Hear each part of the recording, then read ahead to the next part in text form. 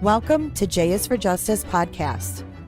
If live breaking news and following true crime is your thing, then please consider subscribing to my channel. And if you like what you see in my videos, please consider giving them a thumbs up.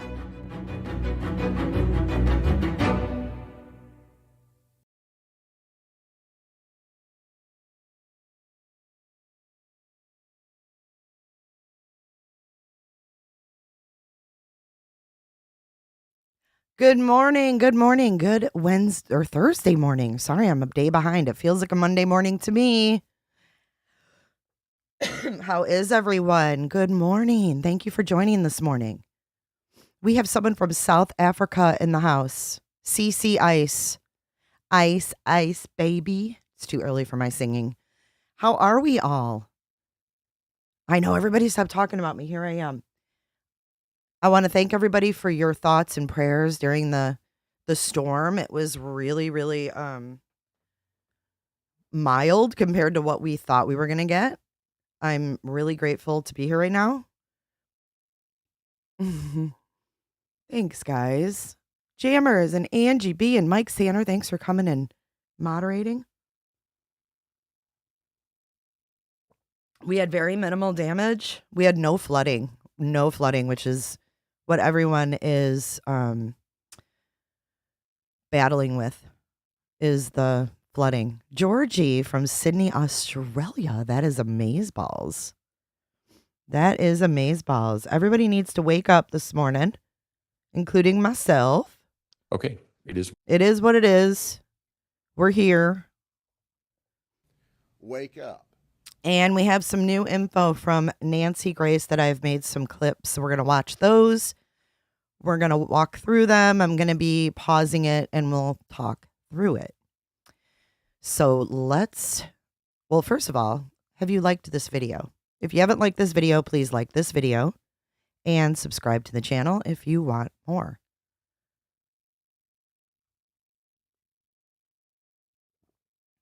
One maiden nut. Thank you, Eddie. He said, I'm happy you had minimal damages and no flooding.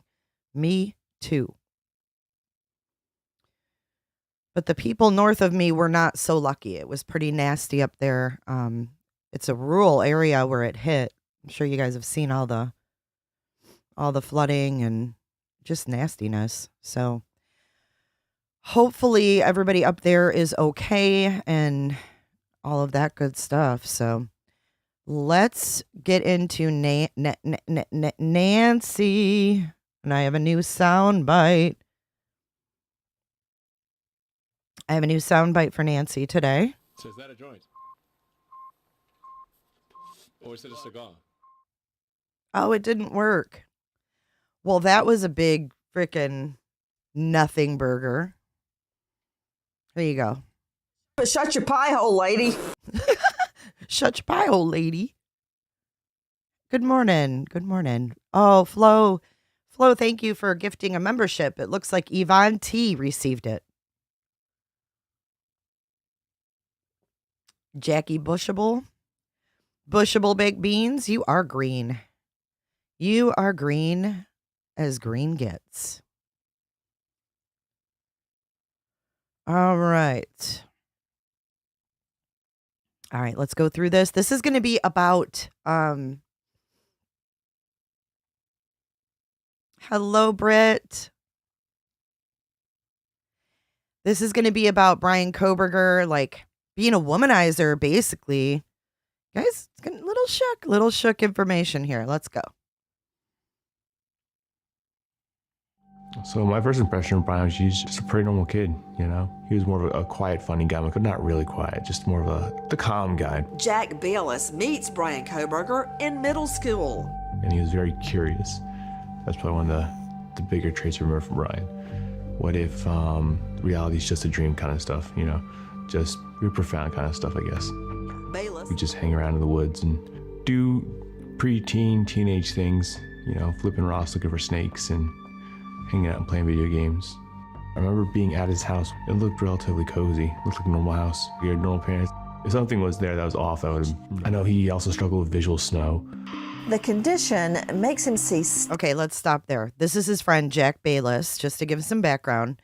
He knew Kohberger all through school, and they used to hang out in the woods and catch snakes and shit. Hello, Jilly Bear. Hello, Punani. Be safe driving. So he knew about Bryan Kohberger's visual snow as well, which is crazy. Attic, like an old TV set. He starts writing about it in an online forum when he's 15 years old. The New York Times and true crime podcasters uncover these posts. True crime podcasters. In one, he says he's depressed, even suicidal. I can't remember anything recent or anything from childhood. I'm just a blank soul living in the now. This whole thing has made me crazy. I feel like This whole thing. Now, I'm paying attention to Bryan Kohberger's words here. What does he mean by this whole thing? What whole thing? What was he up to at 15? Because he said in another Tappa Talk post that he goes out and wanders at 2 a.m. He feels like a criminal, but where's his criminal record? That was what he asked himself. I feel like a criminal, but where's my criminal record? So what was he out at 2 a.m. doing? This whole thing has made me crazy. I don't know if he's talking about the heroin, but he wasn't doing heroin at 3 a.m. or 3 a.m. at 15, was he? Why did I just say 3 a.m.? That was like a Freudian slip. life is pointless because people can think about times with parents' childhood memories and be happy. And I won't be able to. Melissa and Amanda, mother Marianne, dad Michael. They were very involved parents. It seemed like he had a very supportive home environment, and the parents were always there if needed. Donna Yozuiak, Kohberger's former guidance counselor at Pleasant Valley High. Dad worked as a school mechanic. Mom was a paraprofessional. Very nice people. I met with them very frequently to discuss his career path. Okay. So I think that was a nice way to say, oh my God, look at his mom's picture that showed up there. That's creepy. I think basically what she's saying is she met with his parents a lot. They were supportive of him. This isn't an Ethan Crumbly situation, basically, where the parents were ignoring him. And she met with them frequently to discuss his career path. So being that this is a school administrator, she's bound by certain privacy clauses, right? She can't say exactly what happened or anything like that. So she says, I met with them frequently to discuss his career path. Now we know his career path through high school was a little shaky. So I'm sure she had a lot of meetings with Marianne and Michael, and it's kind of hard not to be there when you work at the fucking school. Like, where are they going to go? Right? Like, they're going to have to respond because they work there. So, I mean, I'm not saying anything about his parents, but I mean, what choice did they have other than to be there because they were already there fucking working, right? Georgie RG just became a member thanks to the beautiful Angie B. Is that a joint? Or is it a cigar? He stood out in the fact that he was very intelligent. He was very intellectual. He would delve into topics that are not on a shallow level. The truth of the matter is there were no red flags. He had very good grades. He seemed very focused, academically motivated, and would not give a school counselor any reason for concern. Despite the persona Kohberger's teachers see, his online posts continue. I always feel as if I am not there, completely depersonalized. Crazy thoughts. I feel like nothing has a point to it. I'm an asshole. When I get home, I am mean to my family. I can say and do whatever I want with little remorse. Everyone hates me. Pretty much, I am an asshole. I am intelligent, but I feel the opposite. I say things I don't mean. In addition to the dark online posts, Kohberger also reportedly releases a song. Here you go, jammers. Where he raps about being the devil. You are not my equal, you are evil, but I'm feeble, and now I'm going regal. Don't fuck with us. The lyrics are a stark contrast to Kohberger's lofty goals to protect and serve. During high school, he says he wants to be an Army Ranger. Okay, wait, hold up. Let's go back for a second to this segment. I feel as if I'm not there, depersonalize, When I get home, I am mean to my family. I can say and do whatever I want with little remorse. I am intelligent, but I feel the opposite.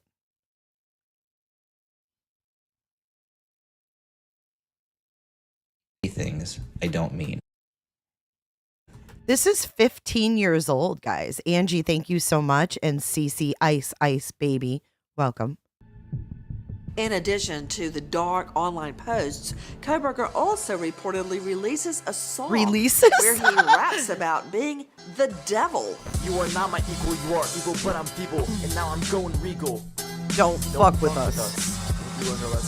The lyrics are a stark contrast to Kohberger's lofty goals to protect and serve. During high school, he says he wants to be an Army. Okay, I've never seen the caption to this yearbook picture until now.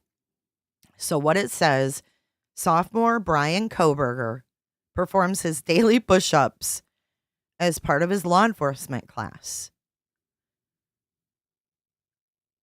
Actually, it says Kohberger. So I'm sure he was set back by the fact that they didn't even get his name right. Can you imagine? He was probably so mad that they put Kohberger. He actually got his picture in his cop school uniform and they put Kohberger. I bet he was pissed. She said, we came home, we planted flowers on the side of the house. My threads are fresh and I'm looking deaf. Yo, what's up with LOC? So I'm sure he was very, very mad about that.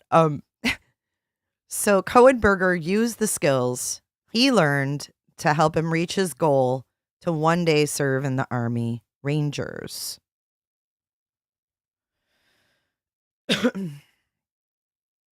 Wilhelm Meister says he was hit too much or not enough. I don't think he was ever hit at all. Ranger and seeks out a special program in addition to his regular classes at the Monroe Career and Technical Institute. I remember working with his family and him to fill out the application. I'm sure you do. I'm sure you do. He was enrolling in the Protective Services program, and he was very enthusiastic. So Protective Services prepares students for a career in law enforcement, EMT, things like that. Police Academy Junior, putting on pretend handcuffs. They police the building just as though they would officers on patrol. Protective Services. Okay, so we learn a little about this program that Bryan Kohberger was a part of. So when you're in the tech program, so what he would do, what I learned is that he would go half day at the regular school, and then he would go over to the tech school in a different location. And he was in this, hold on, I gotta fix my light. He was in this service program, like criminal justice service, EMT, police, whatever. And they would literally work patrolling the school. But what's really fucked up is that he ends up having to resign because of how his behavior. But then they hire him later to be an actual security guard there. Ashley, nobody said yikes, he hasn't come home, Ashley. How stupid is that? We'll get to that. Let's keep listening. Tanya Carmela Beers. Services is one of the most sought after programs. The cap is limited at 25. So that means for the 4 school districts in Monroe County, only 25 students could get in. He needed to have good grades. He needed to have good attendance. He needed to have a discipline record that was non-existent.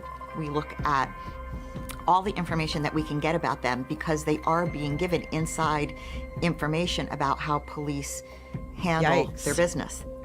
Getting in can be tricky, but he was able to get into the program and he met all of those standards. To this day, I can actually see Bryan in my mind. I can see him walking because he's very tall. I see him in his protective services uniform. I remember him dressed that way, patrolling the school with other. He was patrolling his school, guys, when he was in this program. Good God, what was he doing? What was he doing? Well, he was forced to resign. Students. He carried the uniform very, very well, and you could tell that it was a real sense of pride for him to be doing that. This was something he was always interested in and something that he had always studied, and it was something that he had been looking at throughout even younger years. He was very intrigued about the law and how he wanted to go into that field. He just wanted to help. his troubles at the tech school. He wanted to help people is what she said. Thank you, Leslie Watkins. Continue. He was in HVAC for the rest of his time at the Career and Technical Institute, and other issues arose that he decided to leave the school altogether and not complete his 12th grade year there. After leaving the program, Kohberger finishes his senior year of Pleasant Valley High online, graduates, and reportedly gets help for his addiction. I know he was in and out of rehab a couple times. Oh, nice pause, Jay. Okay. So let's piece this together like a puzzle. So Bryan Kohberger is a sophomore. He's in the police academy tech school. Something happens. He can't get along with females, is what the administrator basically said. So he had a problem with females in the program. And then he moved to the HVAC program where he tried to do that. And then he left school altogether and finished his senior year online. So we have sophomore, junior, senior at home. Maybe that's when he started using the heroin. I'm not exactly sure when he started using the heroin, but now this guy's saying he was in and out of rehab a couple times. A couple times. Do we think he was doing drugs in Moscow? Let's do a poll, because I think he was. Or in Pullman, my bad. I think he was. I think he could have been using drugs in Pullman. Or when he started using the hair. Throw up a poll. Do you think, Tink, do you think Bryan relapsed in Pullman? Okay, there's a poll. You guys go ahead and vote in that, and we're going to continue watching. Even though some say he's got a rocky past with his former school district, he applies as a part-time security guard at his former high school. I do know he was, always interested in law enforcement. That's usually kind of a dip your toes in the water kind of experience, is being a security guard for somewhere where you don't have to have that police training. To me personally, he really opened up more in his later college. Okay, so why would they have hired him? Favor for mom, favor for dad? We're talking more than we talked in high school. He called me fairly often. All right, so this guy says they started talking more when he got older and out of high school. So this dude actually still had some texts with Bryan. He goes and says, I like forensic psychology and studying criminals. I don't care about the money. And he's saying, I would assist in the capture of a violent criminal for sure, but getting a job like that is difficult. Okay. He says, this is Bryan's text to his friend. I like forensic psychology and studying criminals. I don't care about the money. I would assist in the capture of a violent criminal for sure, but getting a job like that is difficult. Dara, thanks for participating. I'm thinking more along the lines of dealing with high-profile offenders. I only used when I was in a deep suicidal. I'm thinking more along the lines. Wait. I'm thinking more along the lines of dealing with high profile offenders. That's what he tells his friend he wants to do. Well, you're dealing with one, Kohberger. You are dealing with one.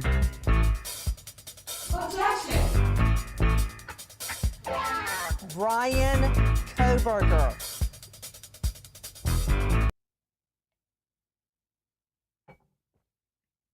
Crazy Bryan Kohberger.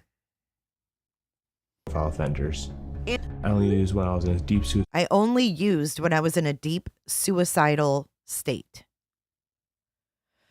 This is what he tells his friend. He only used heroin when he was in a deep suicidal state. And he says, I've been depressed for so long that I developed a weird sense of meaning. And he says, I've been depressed since I was 5. Okay. I've been depressed for so long that I have developed a weird sense of meaning. I've been depressed since I was 5.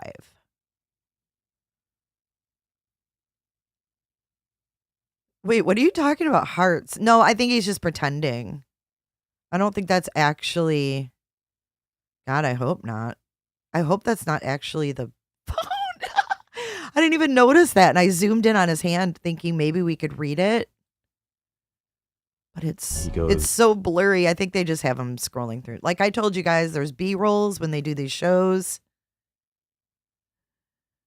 They have you do dumb shit so they can fill it in.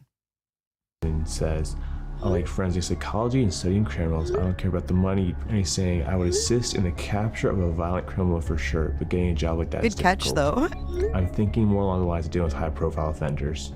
I only used when I was in a deep suicidal state. And he says, I've been depressed for so long that I developed a weird sense of meaning. And he says, I've been depressed since I was 5. So depressed since I was 5. We talk about a lot, the dating scene.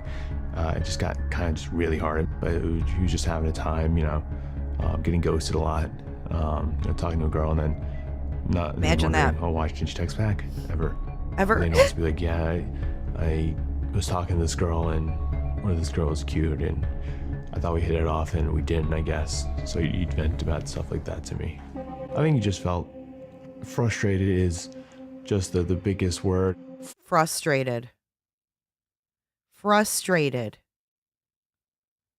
Listen to this part again. Jack Bayless. Do you think, I'm not trying to be mean to Jack Bayless, but do you think Jack Bayless goes on a lot of dates? Him and Bryan, they talked about their frustration with women. Except one couldn't handle it and the other one seemed to take it more in stride. Don't forget, jammers, you have to be organic meat. It's really hard, but he was just having a time, getting ghosted a lot, talking to a girl and then wondering, oh, why didn't you text back ever? And they'd also be like, yeah, I was talking to this girl and this girl was cute and I thought we hit it off and we didn't, I guess. So you'd vent about stuff like that to me. I think he just felt frustrated is just the biggest word. Other and just kind of ran around the woods with airsoft guns. The last time I saw Bryan. Okay. This is the last time he saw Bryan. Now, mind you, they're adults now. They're adults. This is Bryan Kohberger's friendships.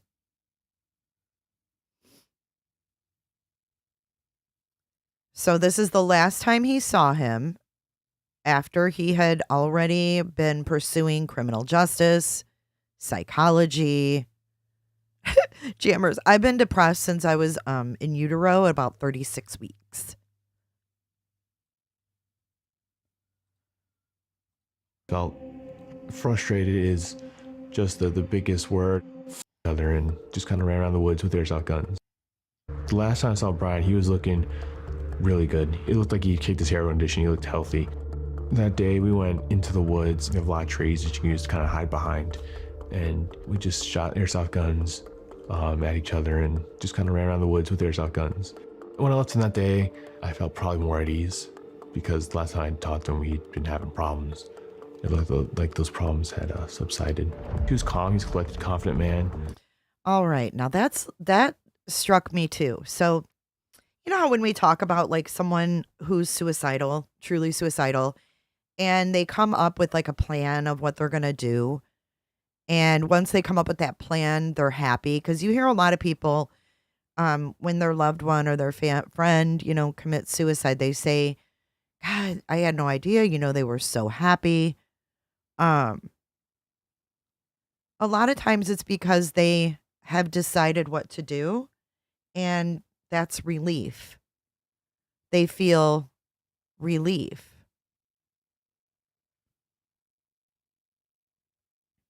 Linda Miller, in their text messages, Bryan calls Jack babe after the heart emoji. There is a clearer video out, very strange. I'm thinking he might be scrolling through a different text because he probably still doesn't have it in his phone, but was able to like recall or something or found it somewhere and didn't have it in the actual text. So they probably just had him scroll through it just to look like he's reading it. Mikey, I'm reading all your comments and I agree with you. Keep it coming. Keep it coming. So as adults, they would go into the woods, hide behind trees, and shoot airsoft guns. So they're like they're little beads, right? They're little beads. So they'd go in the woods. I think he's just a gamer. Jammers, I think you're right. He's one of those people that always looks dirty and stoned. I think he's a gamer because when he found out that Bryan did this, he was playing Call of Duty. That's his memory. I was playing Call of Duty when I found out about the murders. So that's the deal with that. He's a gamer. Shall we play a... I don't think they called each other babe. Holy shit, that's so funny. I need more coffee for this, though. I felt probably more at ease because last time I talked to him, we'd been having problems. It looked like those problems had subsided. He was calm. He's a collected, confident man. Nothing seemed terribly off. After nearly 5 years on the job, Kohberger resigns Here we as go. a part-time security guard. His resignation letter reads, Cliffhanger. I'm going to go grab some more coffee for this cliffhanger, okay? This is his resignation, according to Nancy Grace. So I'm going to go grab a quick cup of coffee. It'll take me 2 seconds. And I'm going to put you guys, I don't know where. I'm going to put you back to the beginning and you're going to listen to music. I'll be back in 2 and 2. 2. Not even 2 minutes. 2 seconds.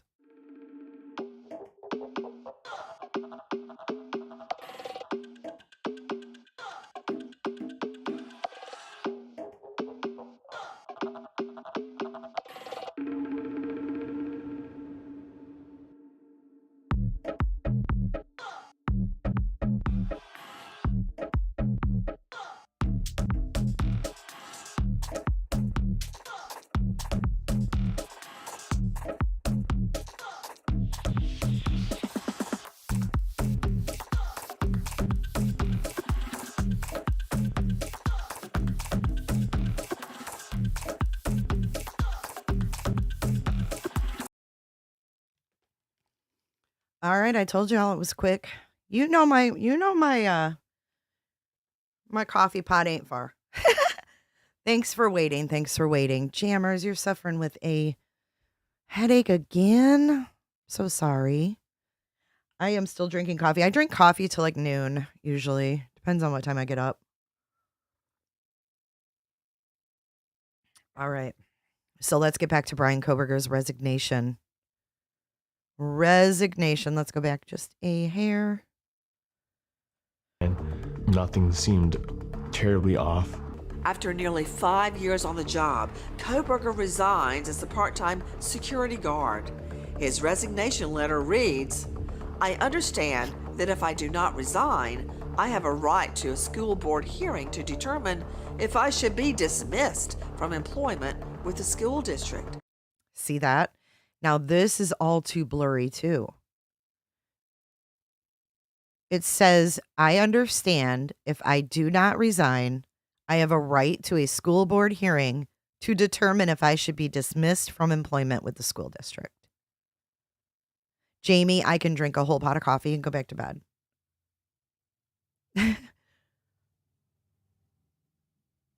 So he was asked to resign. So it was kind of like, you either resign or you're going to be fired. So I'm thinking, Cat's Life, I hope you feel better. Hey, Myron. I'm thinking he was doing something with the females and was asked to leave.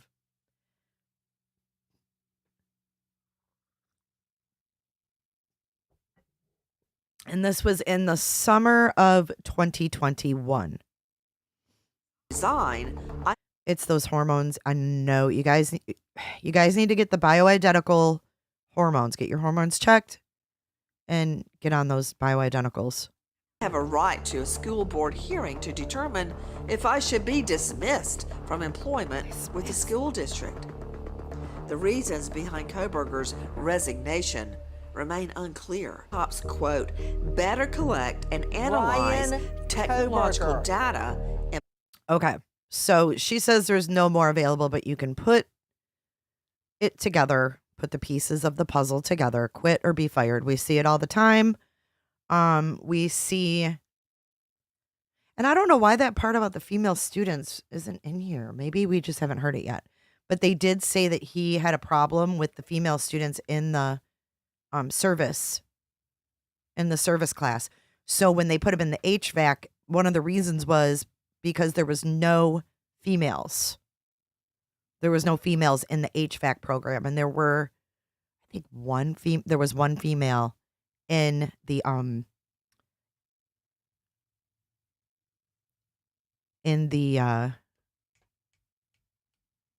police services.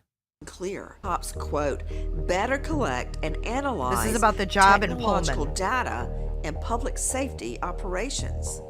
He doesn't get the job, but he is hired as a teaching assistant. Okay, so she confirms here he did not get the job in Pullman.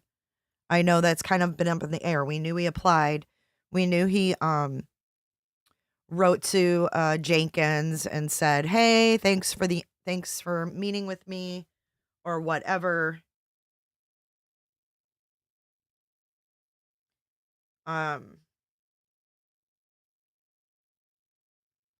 But she says he did not get the job. It doesn't have to be adrenal fatigue. It can be your testosterone, your progesterone, your estrogen. For females, it's a lot of different hormones that work in concert with one another. And if one of them's off, it makes your whole system off. He has a number of issues on campus. As a student, it's claimed he's pushy, known for sitting front and center, quickly offering opinions, and regularly battling with female professors. Hear that? So as a student, he always had to sit front and center. Front and center. And off campus, he has issues as well. Allegedly sneaking into a female friend's apartment and moving her furniture around, and having this exchange with a female police officer who pulls him over. Okay, so hold on a sec. I gotta send this article so we can go over it so I don't forget. They bring up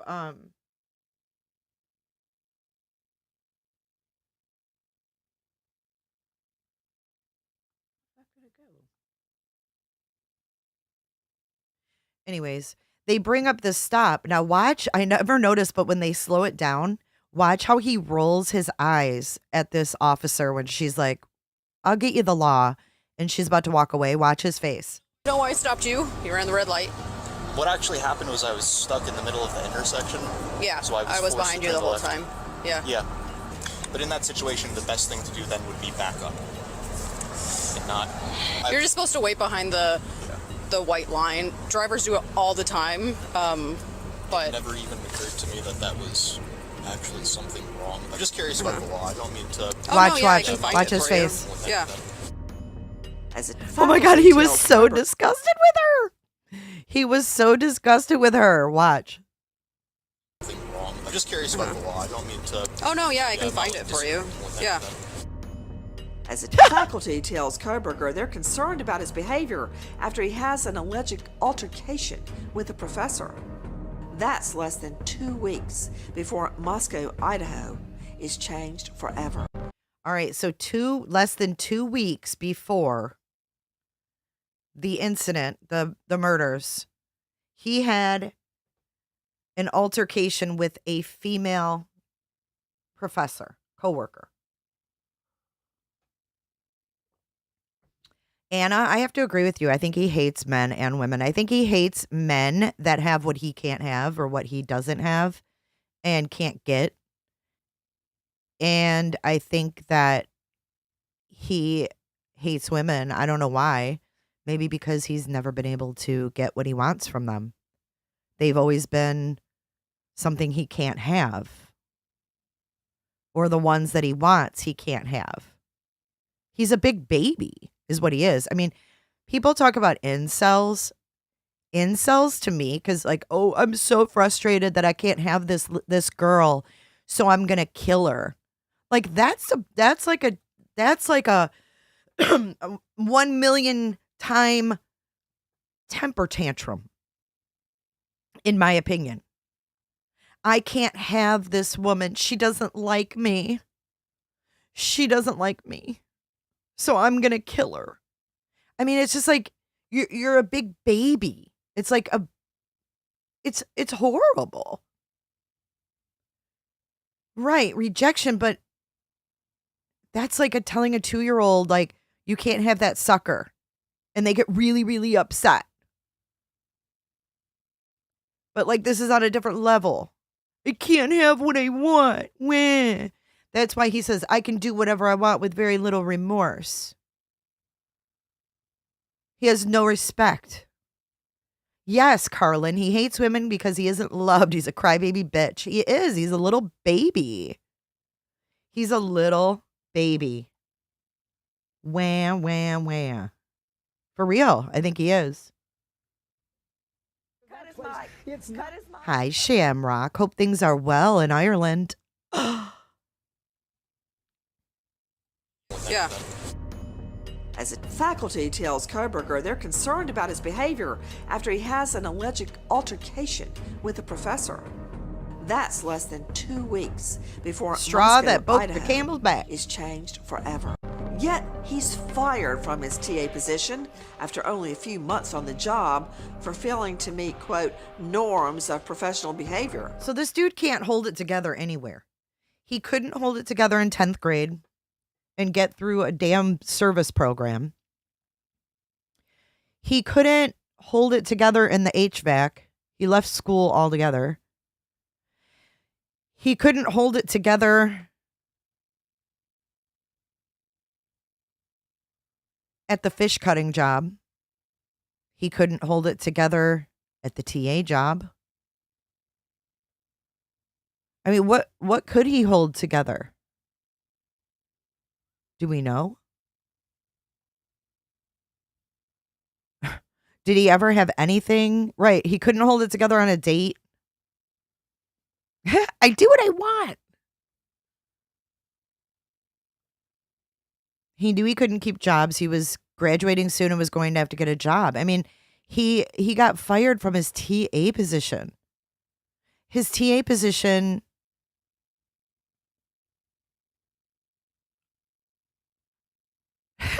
Dog fan, no need to announce your departure. We're not playing spotting today. And this is some other information that I found. Public records, this is according to the Daily Beast. Public records list Kohberger as a registered libertarian voter and criminology buff. I don't know what public records they're getting that from. But WSU Pullman Chancellor Elizabeth Chilton confirmed that Kohberger had completed his first semester as a PhD student in WSU's criminal justice program earlier this month. Oh, here we go. A former classmate at DeSales who asked not to be named. Now, DeSales is in Pennsylvania. Said they got into a disagreement with Kohberger during an introductory biology class group project. While they didn't remember the conversation, they recalled Kohberger as very intelligent and well-spoken, but seemingly detached. He was very leveled and somewhat imposing. There wasn't much emotion displayed by him. The classmate said he had an intense stare and he took care with how he spoke.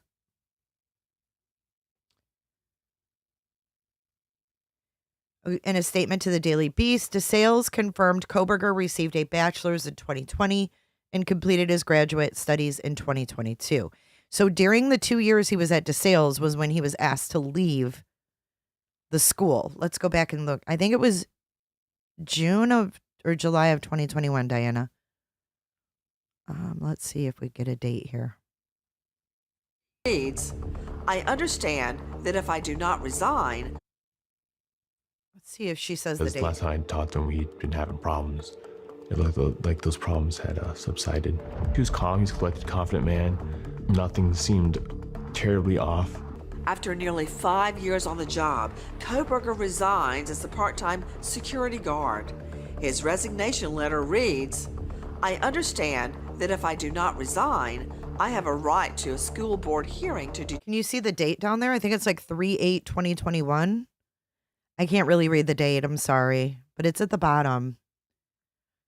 Mid-2021. So during the 2 years he was at DeSales, he was working for the school and then he was asked to resign.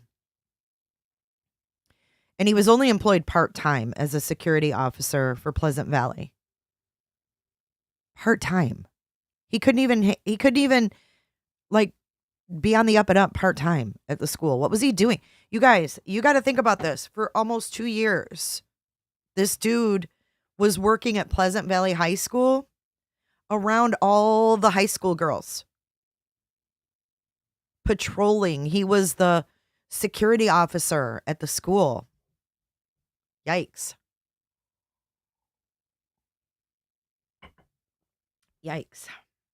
And then it says here that Nick McLaughlin, 26, who was friends with Kohberger at high school and vocational school, he described Kohberger as down to earth and overweight when they graduated junior year. So he was fat junior year. So I would have to say that he did heroin his senior year when he started doing his school from home.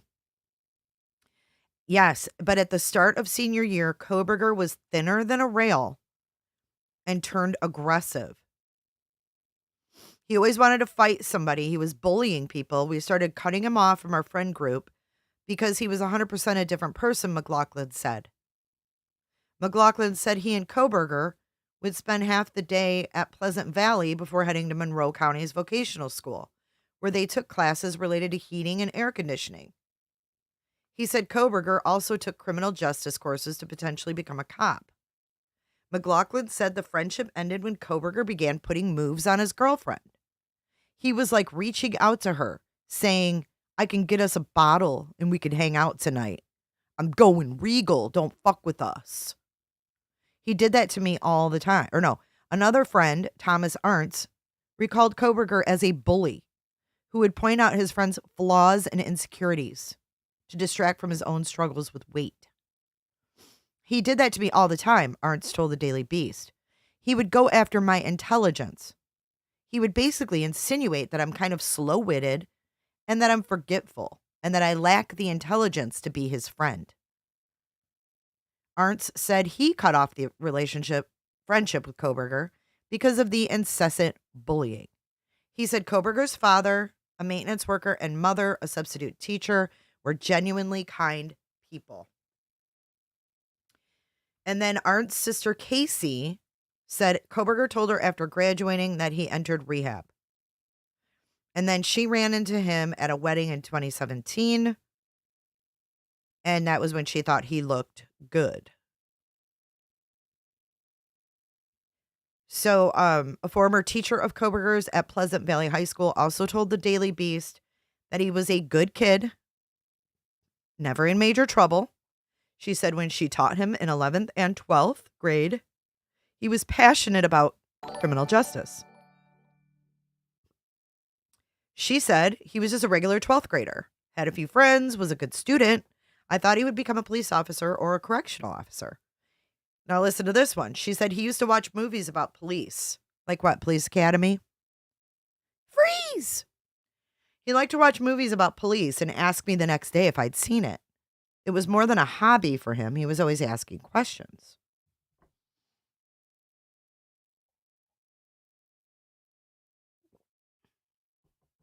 Another high school classmate who asked not to be named said of Kohberger, I remember he was very quiet and shy. A lot of people made fun of him. I don't know if it was because he was quiet and shy or how large he was, heavy he was. But you could tell he was smart, organized, like all A's and really to the point. And I think that's it from the friends. Okay, let's finish our thing here. I don't know if you guys figured out that date that he was resigned, but it looks like something 8/2021. So determine if I should be dismissed from employment with the school district. The reasons behind Kohberger's resignation remain unclear. Cops, quote, better collect and analyze technological data in public safety operations. He doesn't get the job, but he is hired as a teaching assistant. He has a number of issues on campus. As a student, it's claimed he's pushy, known for sitting front and center, quickly offering opinions, and regularly battling with female professors.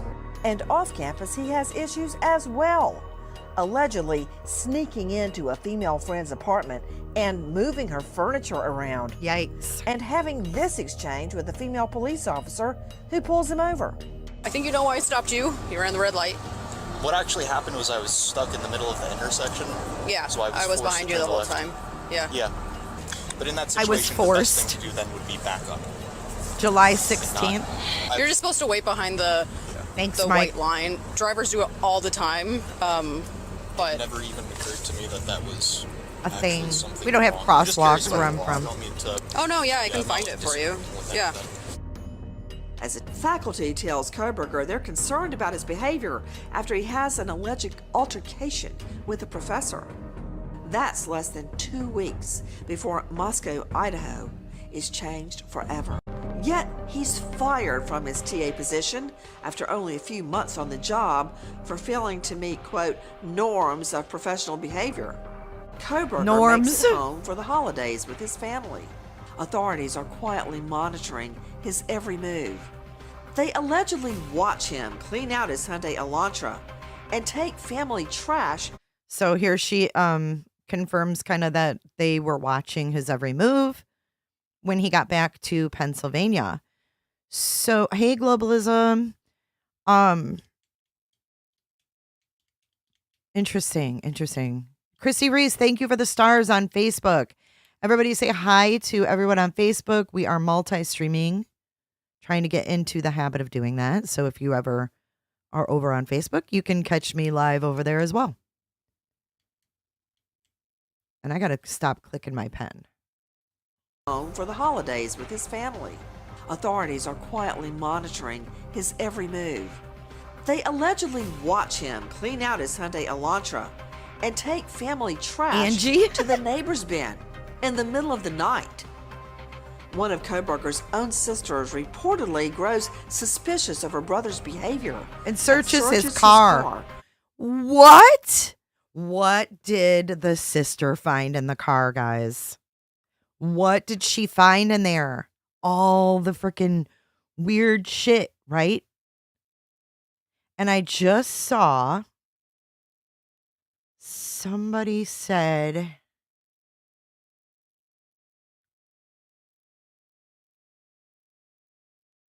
hold on a second. I got to get this.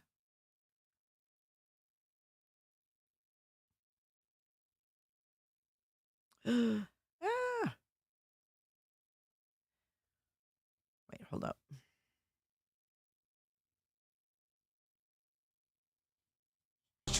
His every move. They allegedly watch him clean out his Hyundai Elantra and take family trash to the neighbor's bin in the middle of the night. One of Kohberger's own sisters reportedly grows suspicious of her brother's behavior and searches his car for possible evidence. Agents recovered the trash from the Kohberger family residence in Pennsylvania to get a family DNA sample. I heard his name on a news alert, and I immediately was shocked. And I looked at my husband who was driving, and I said, Bryan Kohberger, he was one of my students. And I know his family and sisters very well. Because he had such supportive parents, I was very surprised to hear the accusations that are now wielded against him. So he had supportive parents. She makes it clear that his parents were not ignoring him, were not ignoring any issues that he had. Bryan was a very good student. He was very serious about what he wanted to do. So hearing that such an egregious crime was committed was very surprising. I started to think about incidents that had occurred. And then I thought, well, that makes sense. Everybody is affected by this. Okay, see, these administrators and teachers can't say much, but she said, I started to think back. Now, if his teachers and stuff started to think back and go, okay, this kind of makes sense, how do we know this sister didn't as well? I mean, I'm sure they heard about, Cheryl, I'm sure they heard about the murders, right? They heard about the WSU shooting, the SWAT shooting of Brent Kopacka. So I'm sure his mother and his sister were like, oh my God, Bryan, like this happened in the town next to you. So your brother's always been weird. He's always been doing weird shit. And they heard about this murder that happened 15 minutes from where he was living. And then she finds out he's got the same car as the suspect vehicle. They haven't caught anyone. And he's wearing gloves and latex gloves in the house and separating his trash into little baggies. So maybe she was like, maybe I should look what's in his fucking car. He wasn't in the horror movie, no. She got a part in a horror movie. His sister did. I'm sure he's very jealous of his sister as well. You know, that could be part of it too. Maybe his sister's always like, kind of, you know, like some kids just, you know, things just happen for them easier. They seem to just breeze through. Maybe he kind of viewed his sisters as being the ones that just kind of breeze through everything and, you know, don't have to like work at it. Things just kind of fall into place and work out for them. And he could have been, you know, feeling some type of way about his sisters and their success. I don't know. I drive my Elantra at night so I can.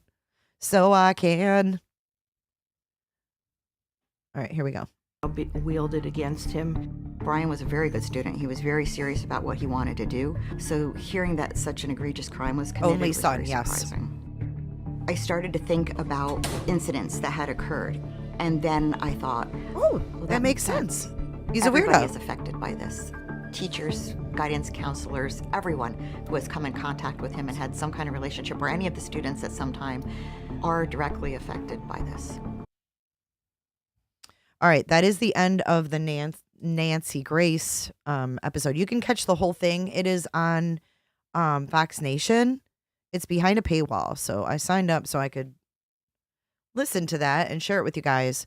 Some key parts that I found. But let's take a look at this photo because I want to know, and I'm going to post this. I'll post this in the Facebook group, the Bryan Facebook group. But I'm wondering, I've been trying to figure out what that is in his door pocket, guys. What is that? It looks like an old English D, like a Detroit D. But dudes, is that like a ski mask? Like, what is that in his door pocket? I need to know. So we know that from what Nancy Grace said, that his sister looked in his car. She may have given a tip. But what is that, guys? What is that thing?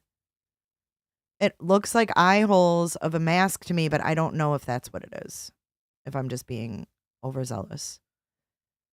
What is this shiz? Is that a D for Dickies? What the fuck is that? What is that? It looks like a damn ski mask to me. Someone said it looks like a Ziploc bag. What is that? What is it? It's a chip bag?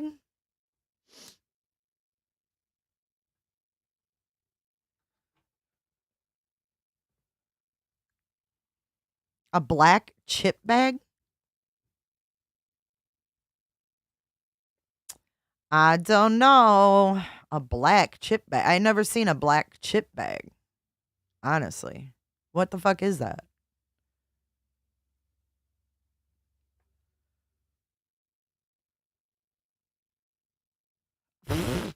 Jammers! Jammers says that's my number. Let's see if we can play with some filters here. It's just part of the car? You think that's part of the car? It looks like something in there. Potato thought it was a food bag as well. Potato thought it was a food bag as well, but she's like, that's an Old English D. And I was like, why would he have Detroit? Let's see if we can't do some color correction here with my amateur looking ass. It might just be part of the car. I don't fucking know. All I know is we have someone who's accused of a quadruple murder and we can see something in his damn door pocket. So I'm looking to see what the fuck it is. Because I don't trust this motherfucker. I'm seriously just wondering what that Old English D is.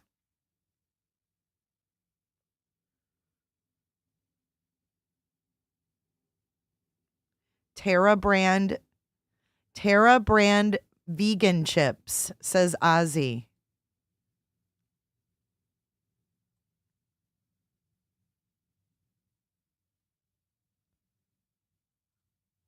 So you guys think it's a bag of chips? He's all that in a bag of chips. I don't know. It looked funny to me. I just was like, what is that? Shoved in the door pocket there. I mean, you have a guy who's accused of murders. It's got to be something. Mandy, it looks more like a Detroit Lions D. Oh, that's a oh, yep. I think you're right. It's a Ziploc bag with the little label you can write on. But what's inside the Ziploc bag, guys? What is inside the Ziploc bag? And we know that he was zipping up his garbage in different Ziploc bags when the cops came in. Is it a B for Bryan? I don't know what that is. Boston Bruins? Weed bag from Pot Store, says Ann Pulley. Stale soggy chips. It's just interesting that it's shoved in the passenger side of his car, right?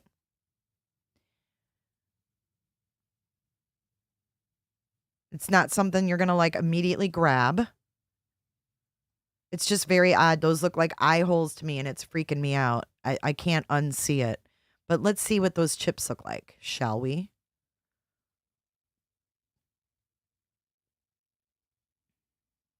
Probably just face masks for COVID, but it's not COVID anymore. You guys are saying gloves, maybe? Weed? That would be a big bag of weed, guys. Oh, Angie B. Blit. Okay. What are those called? Terra veggie chips? Oh, it is black. Oh, you know what? You may be right. I may be crazy.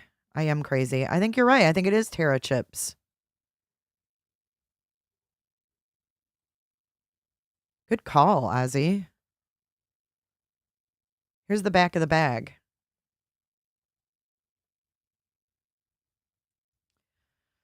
Hold on. All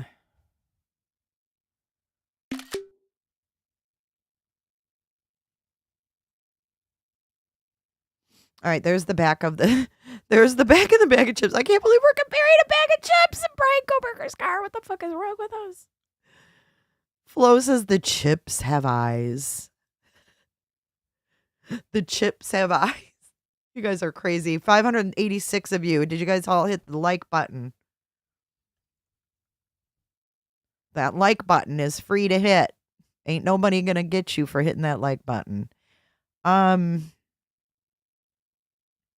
know a lot of you had emailed me about what his mom looks like, and I decided I would share that. This is an old picture of Bryan's mom that I found. Just so you guys know. He gets his looks. He looks a lot like his mom. And I know a lot of people have been saying, oh, he doesn't look like Michael at all. It's because he looks like Marianne, his mom. He is like carbon copy. He definitely gets it from his mama.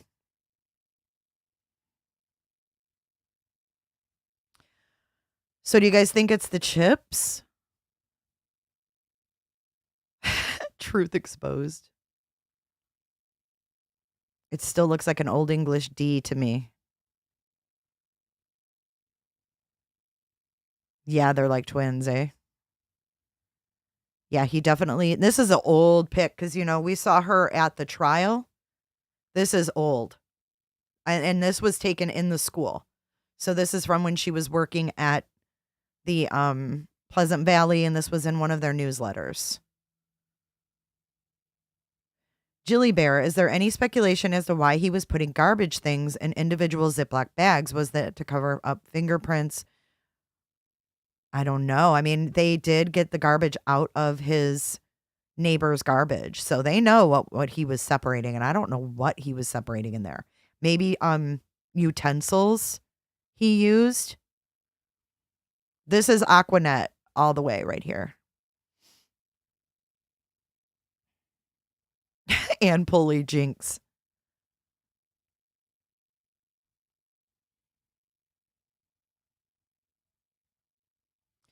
So you know that's an old pic because this is her. This is the one I was talking about at court. It's really an older pic. But this might be the sister, you guys, that looked in his car. Because she's basically holding mom up.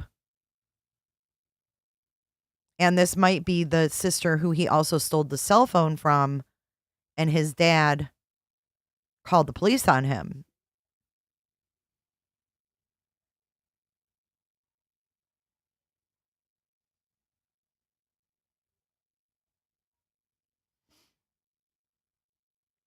I don't know if he would. I owe you a Coke Zero. Yep. I don't know if he would talk about it with his family or not. He might have. You know, it's really hard to believe that him and his dad drove from Washington to Pennsylvania and talked about the SWAT, but never spoke about the murders. Even when Michael flew there, like, you would think they definitely would have had. Yeah, I think sister's aware too. I don't think he's pulling the wool over sister's eyes.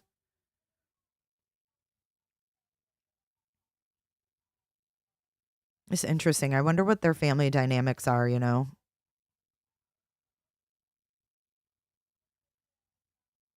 Jesse Jean, Glad Ziploc baggie, the kind you can write on. You can see the brand, something black and folded inside. Maybe his mask. Could that be the mask he wore to King Road? Auntie Cheryl wants to see the front of the bag. Okay, hold up. The front of the bag of chips does not have a D on it, though. Oh, these are Mediterranean exotic vegetable chips. There's the front of the bag.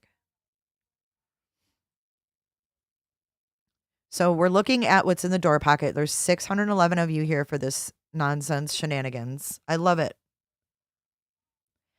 Firelight. I wonder what Christmas was like in that home. I know. How did they like celebrate Christmas? And how did Bryan act? I think you guys are right. I think that might be a Ziploc. I think that person's right. Fire. I think whoever said that is right. That's the white label on a Ziploc that you can frickin' write on. Oops. But yeah, so Ted Bundy, it was interesting. I was listening to Ted Bundy's trial the other day, and the cop that pulled him over in Utah found in the door pocket, I believe it was the door pocket or the seat, anyways, a satchel. So Ted Bundy had a satchel with all of his stuff in it, like all of the pantyhose he used for masks, crowbars, just weird things like that. CC Ice Baby, I've wondered that too. She said, I wonder if the sister gave DNA to the family tree people, and that's the main reason they don't want to release info on it. I think so. I think that she may have a big part of this, and they're trying to protect that. I think it could be. Yes, he had a satchel, and he kept all of his stuff in it, and they found the satchel. Well, then I'm looking at this, and I'm like, what the fuck is this in the door pocket? Murder kit. Firelight. Firelight said maybe it's Bryan Enton's makeup bag. That is the comment of the day. Don't make me a dog-faced lion pony soldier.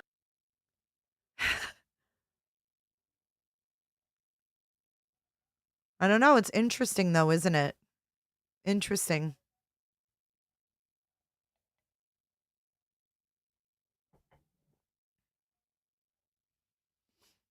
The thing is, Julie Bear, I get it. I feel that way too. But like, I don't think anybody's watching you when you go to the store. Like, I don't think they care.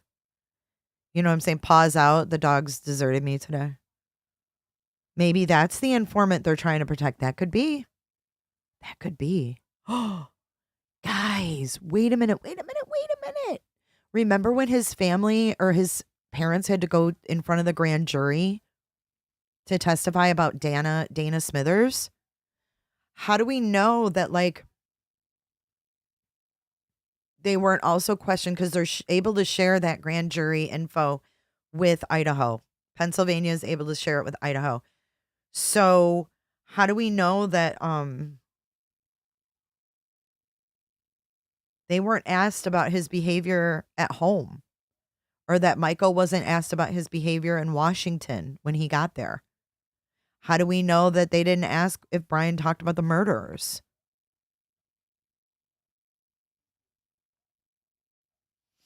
Annie Ruler says, first family I've heard of with 3 kids and psych majors. I find they usually are sorting out childhood. I agree. JD says, I think the sister is being protected, in my opinion.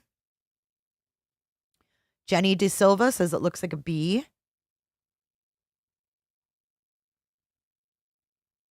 Hello, Carrie H. Yeah, so I don't know. I thought that was really interesting, guys. I mean, you never know. You never know what this dude had going on. Our next live, I'm putting together pieces of the puzzle on Xana and Ethan's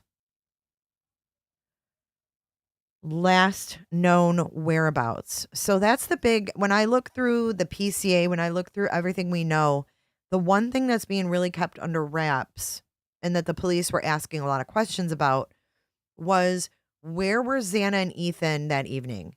What way did they take home? Which way were they walking home? Which routes did they take? Did you see them? Did you run into them? It's always been a big mystery, because we know that Ethan went to the Betty's ball with his sister, and then there was also a football game on Saturday. And then there was also so we had the Betty's ball, the football game, and then they all went out. Where was Dylan earlier? Right. Where was Bethany? I don't know. It's like this piece of the puzzle that we're missing. But you can kind of look at the police blotter and different things, and we're going to try to put some puzzle pieces together.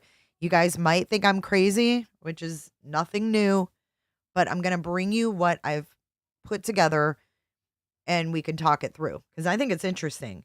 I've got things from the police blotter where, for example, on that night, the 12th, I found out where the Betty's Ball was held, and it's right 2 minutes away from the Corner Club and from the Moose Lodge. So there was a couple reports of somebody severely intoxicated, a male that was at the Moose Lodge and also at the place where the Betty's Ball was held. It was a brewery, Hunga Dunga Brewery. So we're going to put that together. Tomorrow we have a live. We're going over the FBI cast investigator tomorrow. He testified in the Chad Daybell prelim. So we're going to see what he had to say about Chad Daybell and his data. And we can kind of, put it together with what he may testify with Bryan Kohberger. But yeah, we found out where the Betty's Ball was, and then there's a few incidents that were reported that night. Somebody was punched on North Main Street in Moscow that night at 8:43 p.m. Reporting party was punched in the face. Officers responded and report taken. Then we have a majorly intoxicated person that night. One maiden nut. J is for justice. We need college students to come forward with that information concerning Xana and Ethan's whereabouts. Do you think they would speak about it? I'm pretty sure they already know. I'm sure they've talked to the police. And they probably aren't able to talk about it publicly.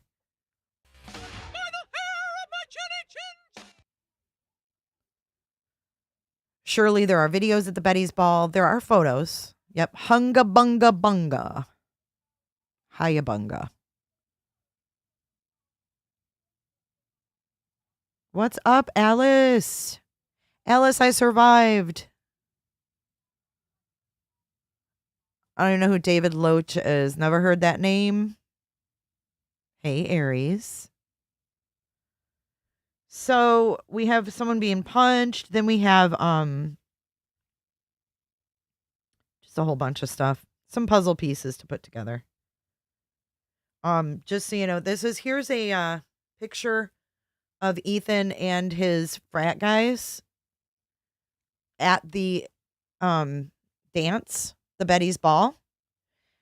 And the caption on Instagram says, "It's a dirty game. It's a dirty game. We ain't finna play the fairway." I don't know if that's a song or what. But that's them at the brewery at the Betty's Ball night. Right here. So we're going to go over that. We're going to put these pieces together. Here's another picture of them. That same night. And just FYI, a lot of people have said that thing behind them is Ukrainian. It's not. It's something with the fraternity. Here's more pictures from the ball.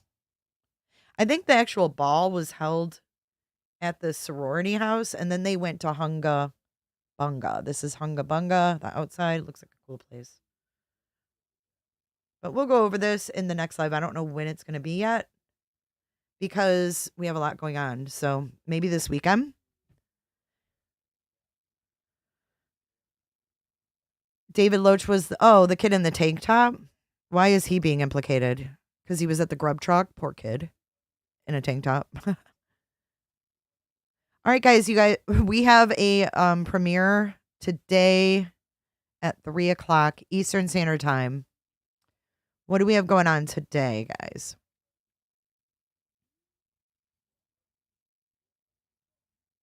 We have, there's someone here. Yes, we have the Howard Blum premiere at 3:00.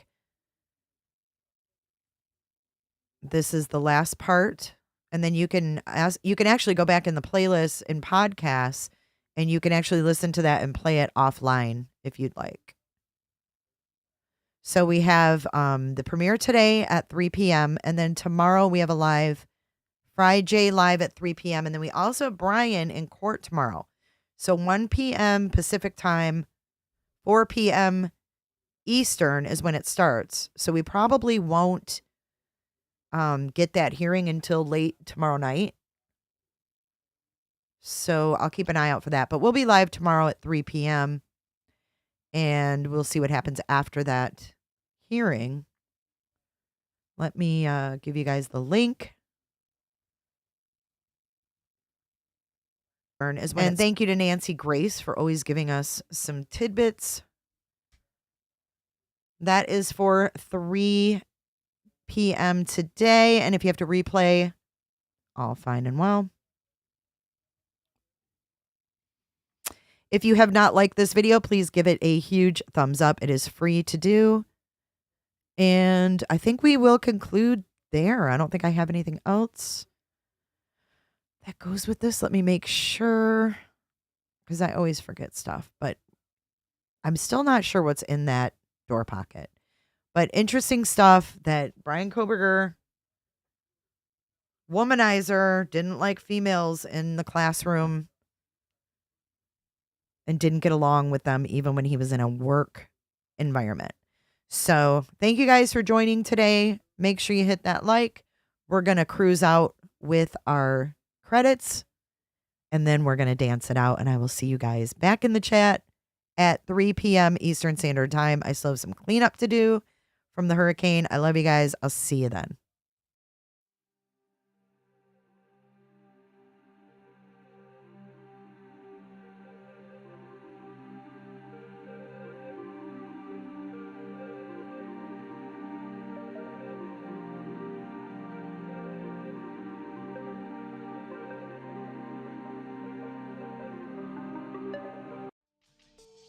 Be sure to check out my other videos and playlists for more true crime content. And if that's not enough, you can join our Patreon. Don't have a tinfoil hat? It's okay. We'll make you one. It's that easy. See you guys in the next video. See you later. Bye.